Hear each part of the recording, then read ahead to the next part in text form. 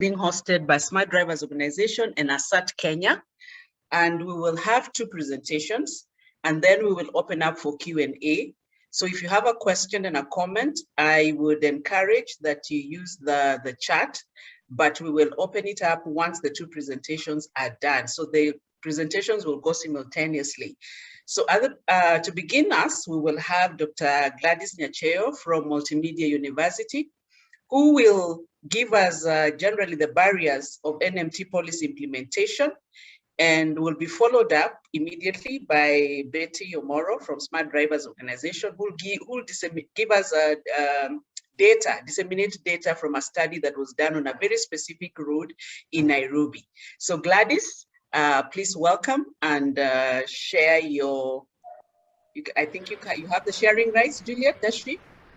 Okay, Gladys, over to you. Thank you very much. You can see my screen? Yes. Okay. If you can make it thank you very slide mode, that would be nice. Slide mode, yes. I want to make it slide mode.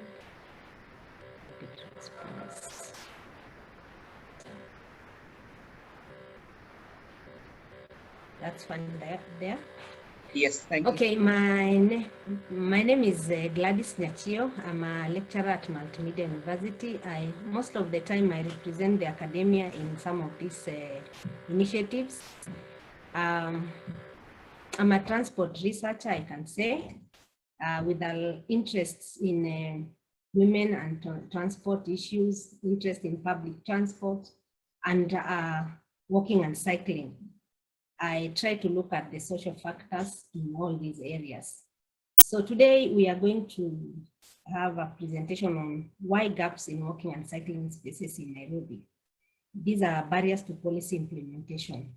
So I'll start by just giving an overview of the Nairobi City County NMT policy of 2017. I know we all know it, just to refresh. And this policy calls for designs that adhere to the complete principles of NMT users. We all know the principles and should contribute to continuous paths and dedicated cycle lanes, which we rarely see. And the objectives are to increase mobility, of course, and accessibility, to increase transport safety, improve amenities, increase recognition of the NMT image in Nairobi, and ensure that there is adequate funding and investment that is set aside for this infrastructure. Of course, policies are important, and they encourage and sustain and expand the use of non-motorized transport. For example, the current NMT policy does that. But when we talk about policies, we have direct policies like the policy we are talking about now, and the enabling policies and supporting policies. These are all important. Otherwise, it will be hard for this to work. So enabling policies include funding, planning, engineering, design, and etc., as well as supporting policies, which we'll see how they influence the use of these facilities. They include vehicle parking restrictions, traffic calming measures, and etc. So a barrier, of course, is an obstacle which prevents a given policy instrument from being implemented, or it limits its use or its implementation. As we can see there, that is the obstacle. That is a barrier. There's a person trying to go over the barrier. The strategy is that stick that is holding to see how to get there on the other side. So how are these barriers influencing policy implementation? So these barriers to NMT are as follows. They are quite a number, but I've just listed a few here: the financial, political, legal and institutional, practical and technological, lack of education training on the importance of this NMT. There's also low involvement, awareness, understanding, and support. I'll just look at them one at a time. So for example, when you talk about financial barriers, we have budget restrictions, we have low funding due to lack of prioritization, and most of the time, our road projects are funded externally, and these external funders may not consider our standards in terms of maybe what we want for our citizens or our users. They bring us what they bring us so long as we signed. We also have what we call political barriers. We all know them, and they include lack of political acceptance and therefore support. And of course, this influences the effectiveness of this NMT policy. We have seen that in towns like Mombasa, a lot is happening, and you can directly link this to the acceptance that these NMTs are having and the political figures supporting it. So this is quite important. We also have legal and institutional barriers. This is a lack of legal powers to implement some aspects of the NMT. And this comes because of the following point: legal responsibilities, which are split between organizations. What can KENHA do? What does KURA do? What does NMS do? So when we have this, sometimes we have conflicts, and some lack legal powers to implement something which the other one has and is not implementing, and therefore they can do nothing about it. There's also practical and technical barriers. The challenges are there. We know about land use and infrastructure. Issues to do with the land acquisition can be quite tedious and long. There's also lack of key skills and expertise. Contractors without the necessary know-how. Also, lack of education and training among engineers and planners. The curriculum as we know it, maybe I may not know so much about it, but what I know is that it offers very little in terms of the soft parts of transport.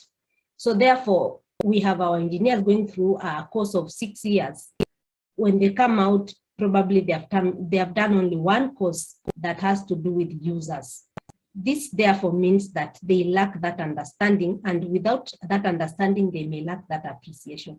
There's also low involvement, awareness, and understanding and support from the general public. And these ones, they need to support it. Some are not even aware that it is their right to have somewhere to pass. So the general public needs to respect NMT space, but without that knowledge, they may not be able. That is why sometimes we find that facilities are blocked, vehicles are parked, obstacles are on the way. Why? The other problem is law enforcement. Whose mandate is it for real? I hope this will address when we are having the Q&As.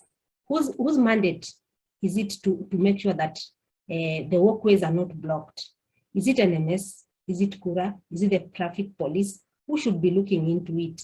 So those are some of the challenges that we have that are creating these gaps that we are not able to utilize or have NMT facilities as we should, according to the policy that we already have.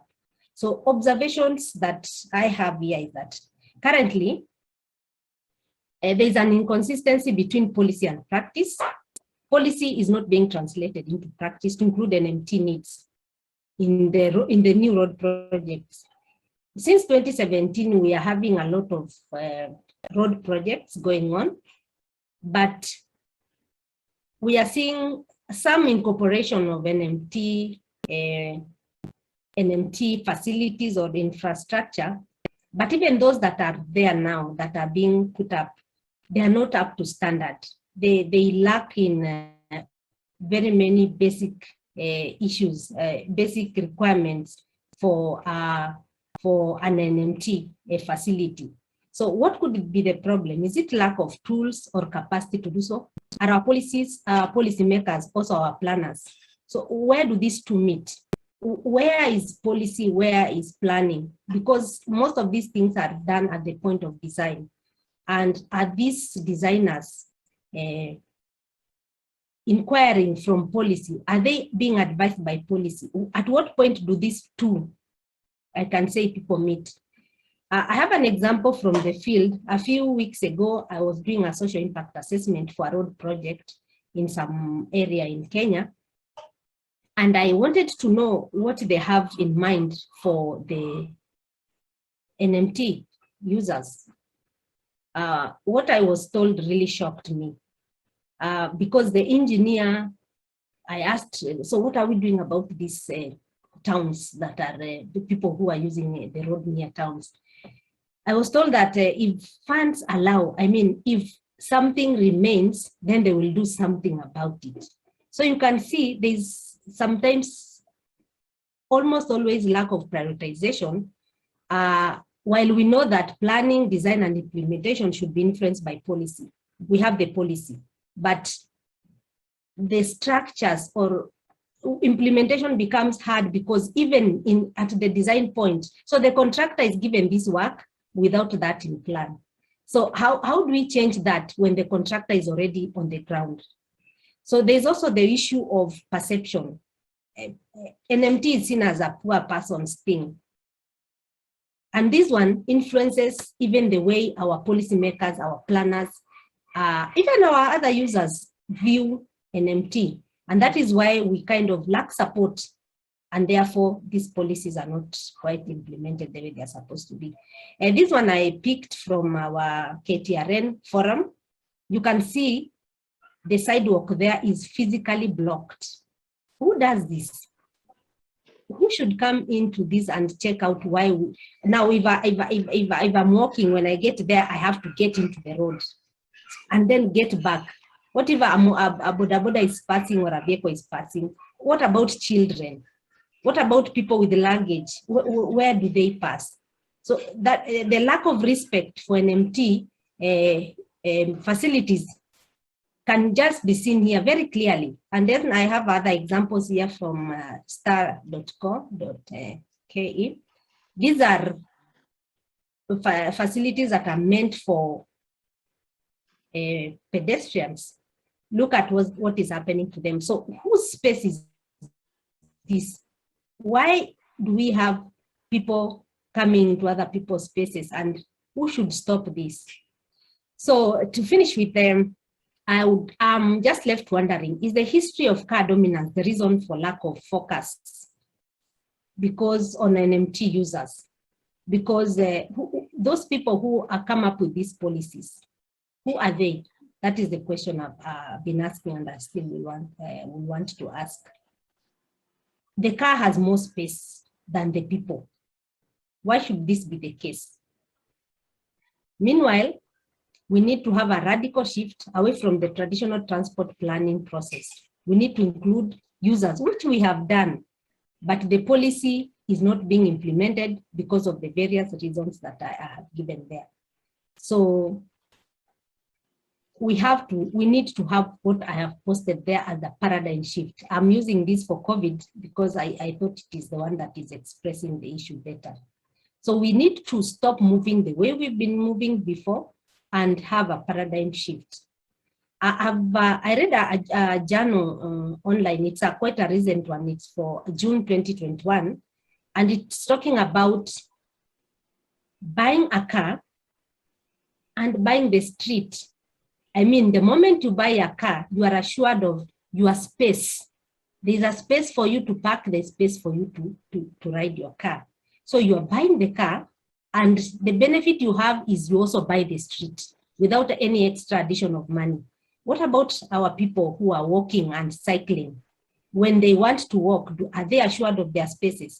So we need to look into these gaps for us to be able to have facilities that are working and people to appreciate these facilities and use them, because we know the benefits of walking and cycling.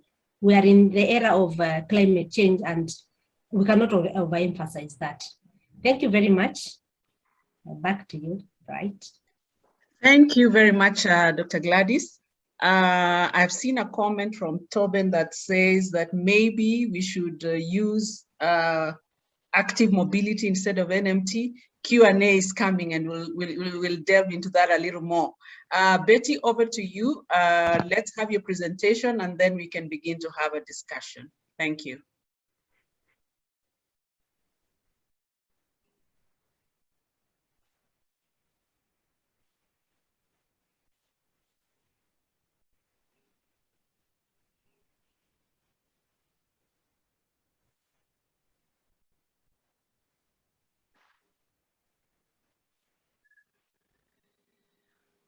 You can see the screen? Yes, and we have some echo from your end, Betty. I don't know what you need to do. Do you have two gadgets on? No, I've not logged anything too. Okay, all right then, that's fine. Just go ahead. Is it okay now? Yes, just go ahead. Yes. Okay, fine. Thank you so much. I'm Betty Omoro, the Executive Director of Smart Drivers. We focus a lot on community sensitization and training, just to make sure that the upcoming roads do not cause more harm than good. Yes, cars are speeding, but we also need to make sure that we reduce the crashes that are on the roads. So I'm going to present on a baseline that we did along a project road together with ASIRT Kenya in support by the Global Alliance of NGOs for Road Safety. And it was more or less focusing on the NMT facilities that are available on that particular road and the usage of the same by the community that resides along that road. Okay. So our main objective basically was just to assess what is available on that particular road. It's a fairly new road in Kenya, Nairobi, and we're looking at a 1 kilometer stretch along that road. And our second objective was to try and get a commitment to ensure that we have adequate NMT facilities on that particular stretch of the 1 kilometer. So we want to advocate for the implementation. We have an M&T policy in this particular county, which is Nairobi County in Kenya. And we want to advocate for policy by ensuring there's enough safe walking space and cycling spaces along that particular stretch. We also want to increase levels of alertness. As you can see from the picture, we have hawkers who have completely encroached on the road. Everyone else has to use the available space, and it's more of a right to use that space, as in you cannot tell them to move out, which of course causes conflict between the different road user groups. And also we just want to foster goodwill and increase road safety amongst the community residing along that road.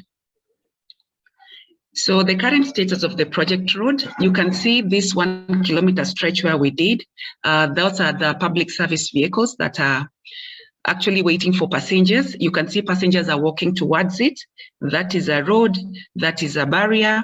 There's no designated area where they're supposed to walk on. So it's get your space and move, get into the vehicle however you can, yeah? This is yet another one. You can see them crossing, their tires being sold on a pedestrian walkway, vehicles are on the road. Generally, people are just struggling to figure out where to move from one point to the other. So on the social demographics of the respondents that we actually looked at, there were 100 of them. And these are areas within that particular road, the whole stretch, for those who live in Nairobi, Kenya. Our main focus was mostly on the Donholm area, the 1 kilometer stretch where we were working on. And we interviewed 14 people from there, but the bulk of them were, there's a major roundabout called Outer Ring, which were 22 of them. So we looked at the different types of road users. Those are pedestrians, the passengers, motorcycle. We had students who walk to and fro, riders, with the numbers that have been given, totaling to 100. We looked at the ages. We interviewed up to 50, the age of 50, just to make sure that they understand the questions that we're asking. But the bulk were the youth, which were 21 to 30, and that's 55 of them out of the 100. Then we had more male on the road as opposed to the female, that's at 67%. We needed to know their education, whether they were actually able to articulate the questions. And post-secondary, we had at 44%, which gave us confidence in the kind of data that we're looking at. Then on the period of stay, just to make sure that we're getting also the correct data, above 3 to 5 years was 33%, above 5 years at 23%, which of course also gives us accuracy in terms of those who've been there when the road was under construction and they're still using the same road, looking at the different dynamics that the road has presented post-construction. Then we wanted to find out from the respondents on their knowledge on NMT facilities. And We had various responses with regards to the same. They wanted to find out whether they existed, and 57% of them answered in the affirmative. Yeah, but the picture you can see we have the footbridge where they're supposed to go through. You can see majority of the people are actually at the bottom, either because of accessibility, either because of where it has been placed, either because of how it's been designed. It might not be friendly for usage. Hence, you find majority of the people would rather be on the road, trying to jump across or crossing from anywhere along that road for whatever reason. But we believe it's probably because of where it's been located and the design of the bridge that is making them not use it.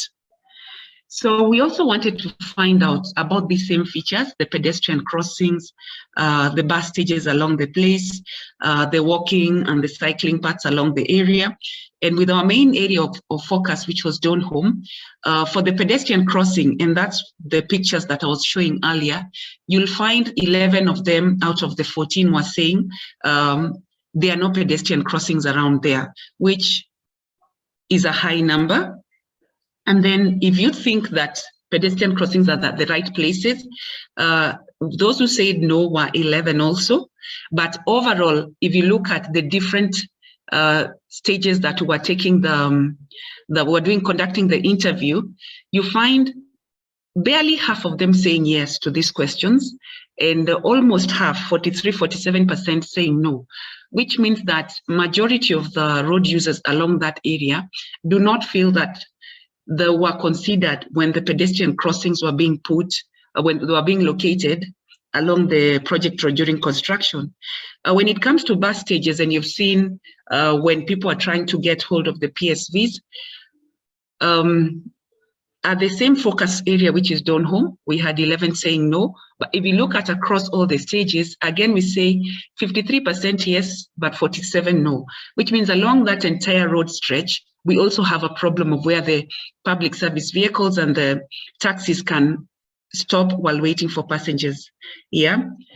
Then if you look at the location of the bus stages, a whole 83% saying they're not located at the right places. And that explains why they use the road the way they use, because they have to walk long distances.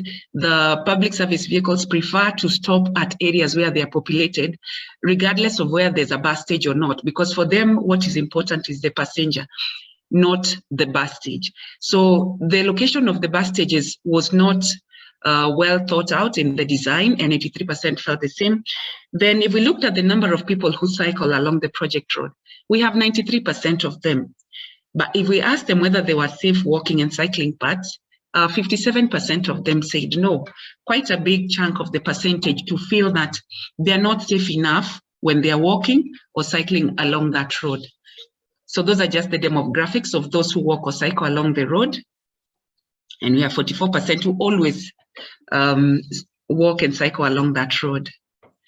Then we wanted to also find out the knowledge of crashes along the outer ring road. And we just needed to know which are the areas that are very prone to crashes. And those are crash black spots. For those who are from Kenya, they understand these are the places. And Outer Ring Junction is a very busy area where we have a lot. It was the top in terms of the crashes. We have the Donholm area, which was our area of focus that we interviewed people, and also that place was a crash black spot. Then on the top, common types of crashes that we asked, and this is where our focus also comes in with regards to the conflict on road users. The second largest was the vehicle hitting into another vehicle. But if you look at the largest, the vehicles knocking down pedestrians, it could be either because of speed, and it's speeding where the pedestrians on the road, provision of the areas where they're supposed to walk in, probably encroached upon. At some particular places, they are not provided. It's broken.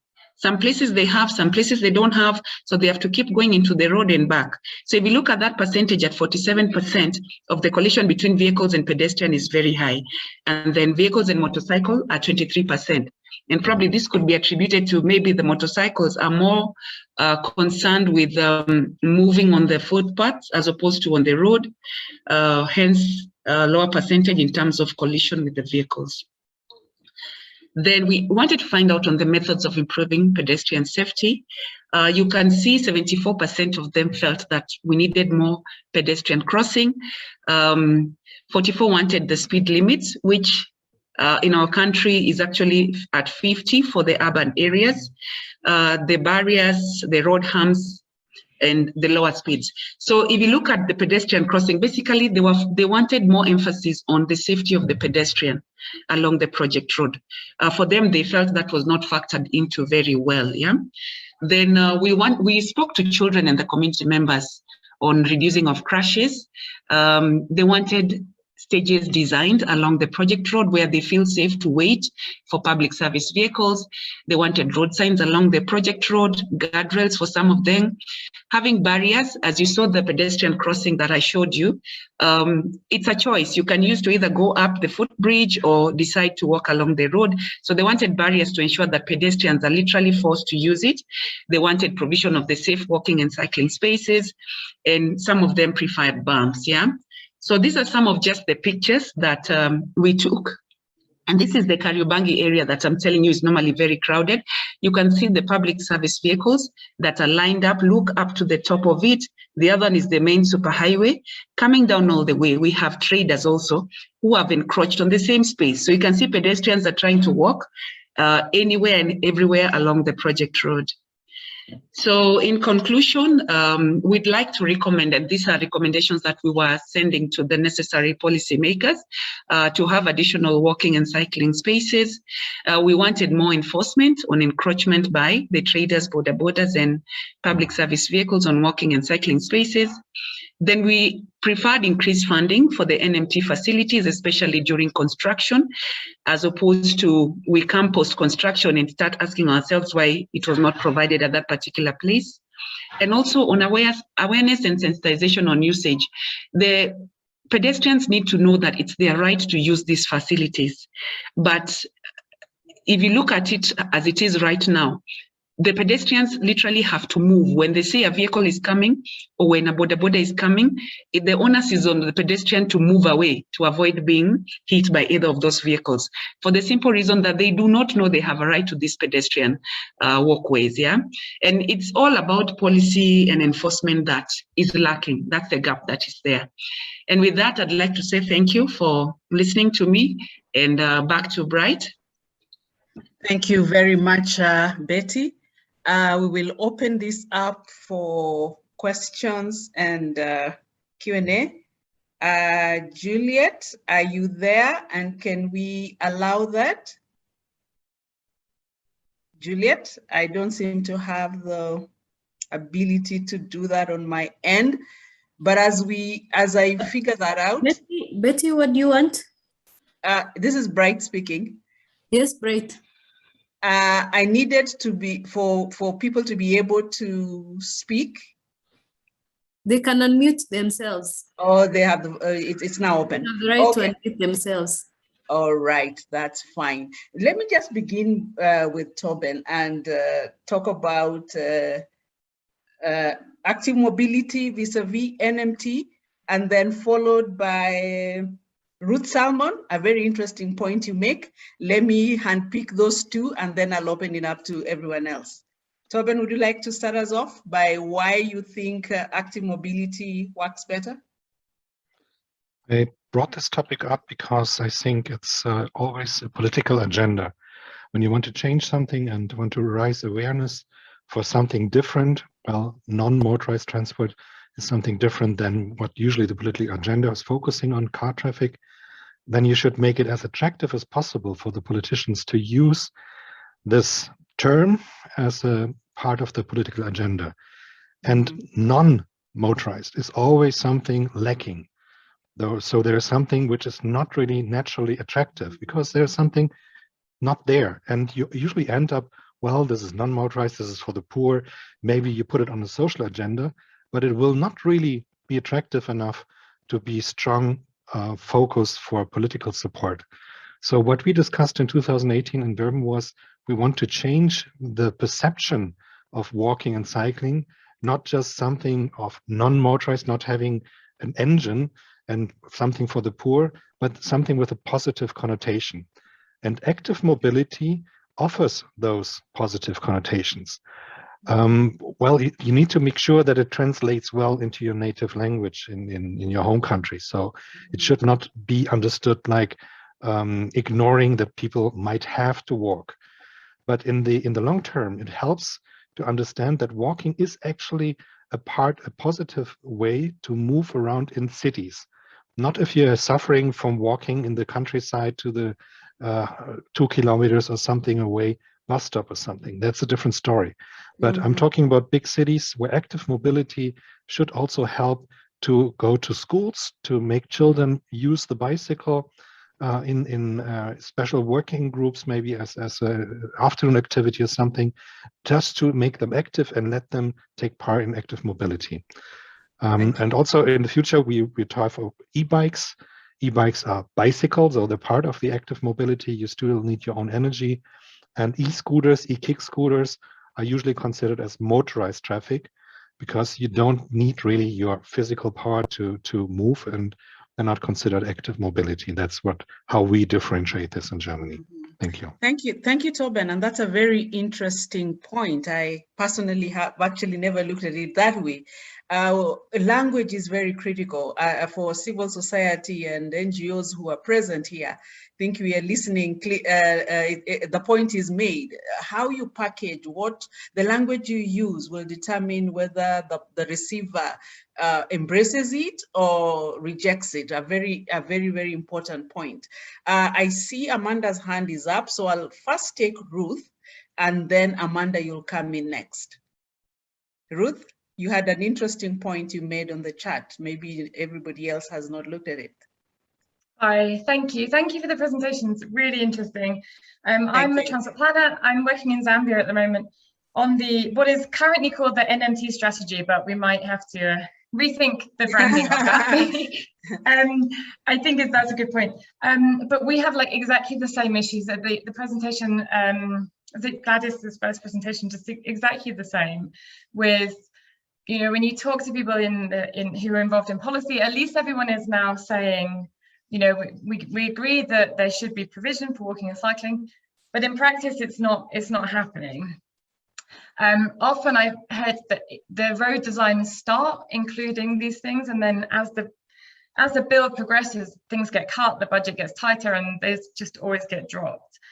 So I've been wondering kind of what's the best way to make sure that those that investment does happen. And obviously there's all the big issues with political leadership and auditing and the way the institutions are working. But a couple of things that people have mentioned to me here, like in the Ministry of Transport, they were considering requiring that a certain percentage, whether it's 10 or 5 or 15% or whatever it is of a budget for a road, should be spent on NMT provision. That was one idea. I'm kind of worried about that in the sense that obviously you can spend money and you can still build stuff that's, like we've just seen in Betty's presentation, that's not in the right place and it's not actually suited. So maybe it would be better to sort of require a certain standard and not require how much money. But then on that side, you might have people just cutting it as small as they can. Obviously, to cut the budget as tight as possible. Or maybe you need a combination of things, or maybe there's something else. But yeah, I'd just be interested in others' views on whether either kind of eventually legislating for one of those things, a certain standard that has to be met, and or a certain proportion of the budget that has to be focused on NMT.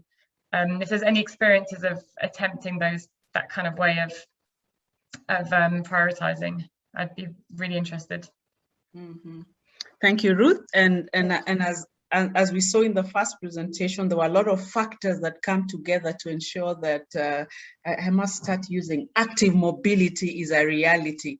There's funding, there's awareness on the part of the policy makers, there's all those things. But the question is, should we legislate a standard? A question that I hope an answer shall come from this forum. Amanda, you want to say something? Yes, thank you. And I'm very sorry. I'm on my boss's Zoom again, and so the picture might be a bit confusing, but you know, thank you. They were very good presentations. I'm mindful of the fact that this issue of standards is important. I first wanted to say I agree with the active transport thing. I think it's important that, you know, walking and cycling is about being active, and it's addressing issues in a different way than being non-motorized. It's a bit like in the disability sector, the preferred phrase is people without disabilities and not non-disabled people. And then some of the research that we've done in trying to make crossings safe for everyone, regardless of whether they have a disability or not, is the speed of traffic approaching an intersection, which means that you've got to change the radius of the curb. And this is one of the reasons why I said yesterday it's the importance of not importing standards from elsewhere. I know a lot of work went into the engineering standards in South Africa because they supported the apartheid system, and now South Africa's exported these standards in Southern Africa, certainly, and probably beyond. They build very good roads for cars, but they're not meant for people. And one of the jobs that we need to do in transport is, now we've done this research, is to change those standards. And if you look at you know, the towns that were designed as towns when people walked, the standards are better, they're different, so that people could walk for an entire journey. So you would be able to cross a road more frequently because you would be walking, and everybody walked then, there weren't any cars. So, and then they didn't do any development in any other areas that didn't support the colonial system, basically. And this is something that's become very apparent to me through the research that we've done. So now we've got the wrong standards because they create barriers and they keep those barriers there. And unless we take those original standards where people walk the whole time and we use those, we won't change the situation. So I was really interested, and I wondered if anybody, you know, had reported in the studies and the reports that were done about whether they were simply walking too far, whether there weren't enough junctions over the road. Why should a pedestrian have to go over a bridge in order to be safe? Those bridges become dangerous. That's where women get raped. People with disabilities can't cross the road. This isn't what African countries say in their policies and their African Union commitments. It's not the same thing. And I think one of the other things, just perhaps in response to the other speaker, is that is what do we measure? How do we measure, you know, what the outcome should be? Sort of equality of active transport or dignity, or, you know, I'm just picking words from the South African Constitution, safety. But, you know, those kinds of things, how do we measure that? Because that's the way to hold government to account.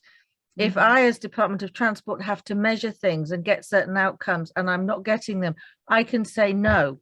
And that's sometimes what needs to happen. I mean, I'm a technocrat, I'm quite low level, but having to measure those outcomes is important. And then just a question in relation to the second presentation.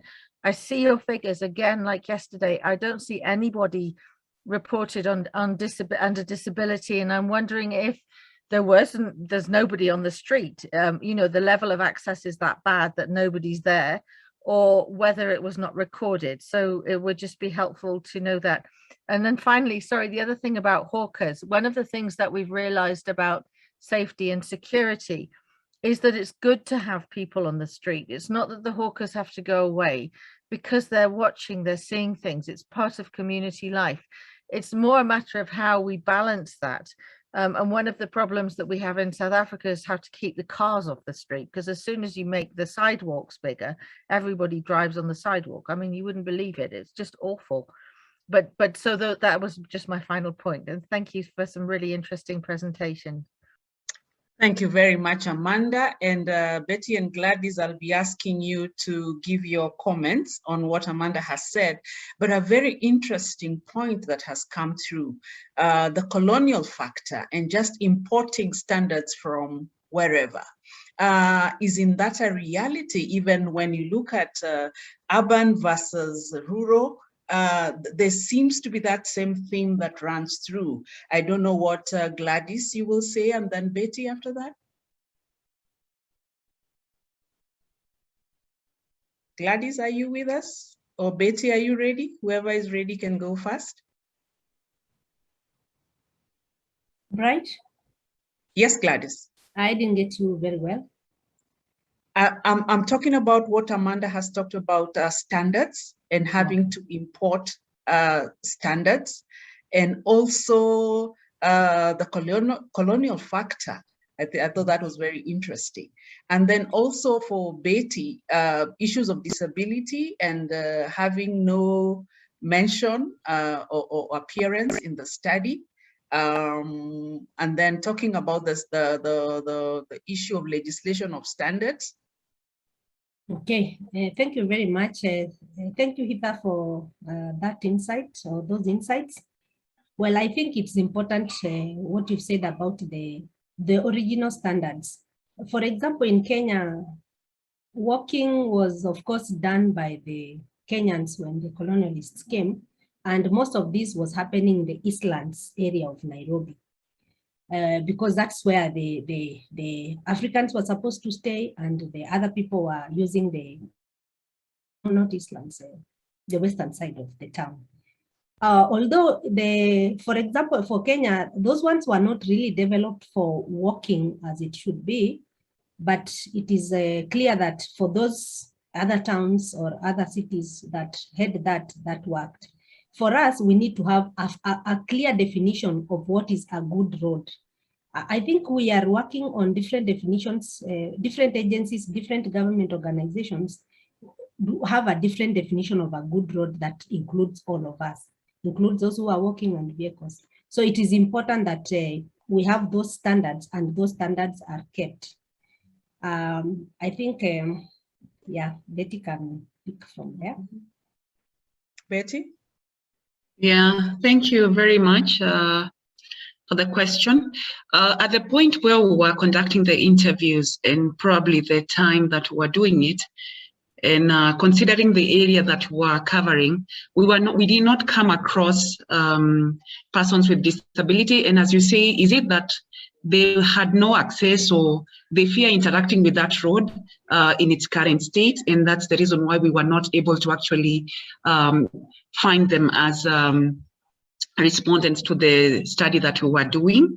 Probably it's something that we'd have to actually do a targeted interview to just find out if there are any around that area and why they do not come to interact with the road as like every other person. So yes, it's something that we would probably want to look at and see why we were not able to interact with them during the study.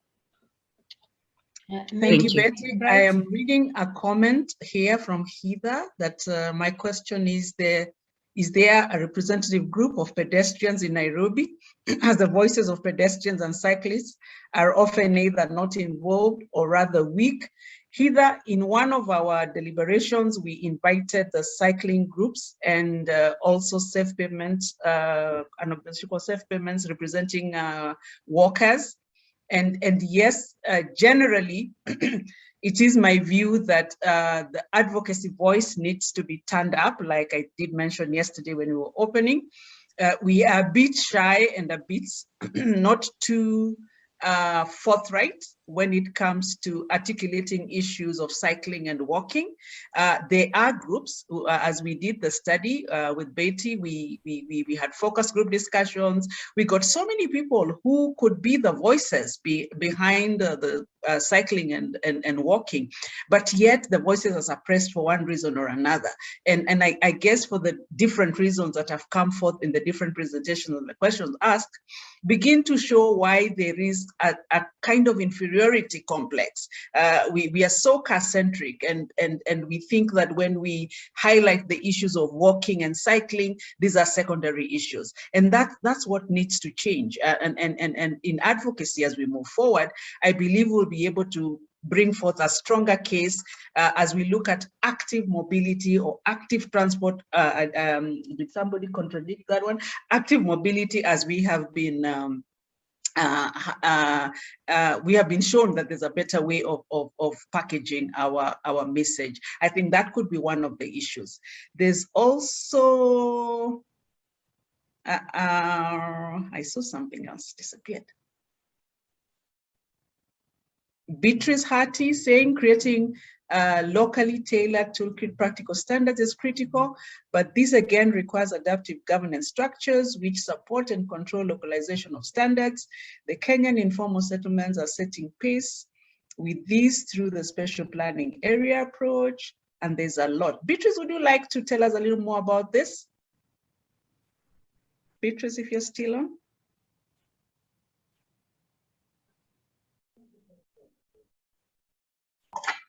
Hi, yes, I'm still on. Yes, Beatrice. Sorry, I joined the conversation a bit late, so I was not able to get much, but mainly my comments, the context may be a bit different because of course what Betty presented is within a formal structure, you know, roads constructed within a formal structure. But this conversation of defining alternative standards has really come up in the context of informal settlements, because there has been a campaign of the largest population who work in Nairobi actually reside in informal settlements, and they do not have active mobility infrastructure for for their daily mobility. And the conversations around this then brought in the construction of walkways, cycle paths. And if you consider the measurements given for a cycle lane and for a pedestrian walkway on two sides of the road in an informal settlement, basically you have to kick out everybody outside the informal settlement to provide this infrastructure. So the discussions that came about was how do you attain a win-win situation such that the people who do their, I don't want to call it hawking, but I would call it informal businesses along the roads, actually do sell their products along the road, and at the same time you also create space for cyclists and also for pedestrians. So this has happened in Nakuru. I was part of the planning team, the transportation planning team that defined alternative standards for cycling and walking in Nakuru, a special planning area. And this framework, the special planning area framework, it's actually a constitutionally defined framework that allows an informal settlement to be planned using alternative methods. I think the formal areas do not benefit from such, provisions. So the areas that I've seen benefiting from such is mainly informal settlements. So possibly if there could be more flexible ways to contextualize standards, that would be more beneficial, because we have seen more contextualization happening in the informal context, where then you're able to provide space where there is more space for active mobility. Thank you very much, Betty. I wish we would have had more time to go on and on and on, but I have already received a signal we need to be winding up. But take home will include a language, active mobility, what's better. We have also seen the gaps between policy and implementation, issues of standardization and contextualizing that standardization. Advocates for cycling and walking, our work is cut out. Data-led advocacy then will need to be intensified with policymakers. Is somebody saying something? Anyhow, we are winding up. So meaningful participation with communities, the voice of the communities need to be seen in our designs and in construction. And I believe that put together with trying and removing the barriers that we talked about, our work is so cut out as advocates. So with that, I would like to turn this over to Juliet. I wish we had more time. I see more comments, but unfortunately we are not able to address all of them. Thank you very much, all of you, for participating, and back to you, Juliet. Thank you very much, Bright. That was a very informative session, and for sure we would have needed maybe another 1 hour just for the discussion. But all the same, thank you very much. As I indicated in the chat box, all the presentations will be uploaded in the Google Drive, which will be accessible to anyone with the link. So follow the folder for recordings and for the presentations. So I wish to thank you very much and welcome you to the next session, which is going to start at 10 a.m. So see you on the other side. Asanteni sana. Thank you and bye, everyone. Bye-bye. Thank you. Thank you.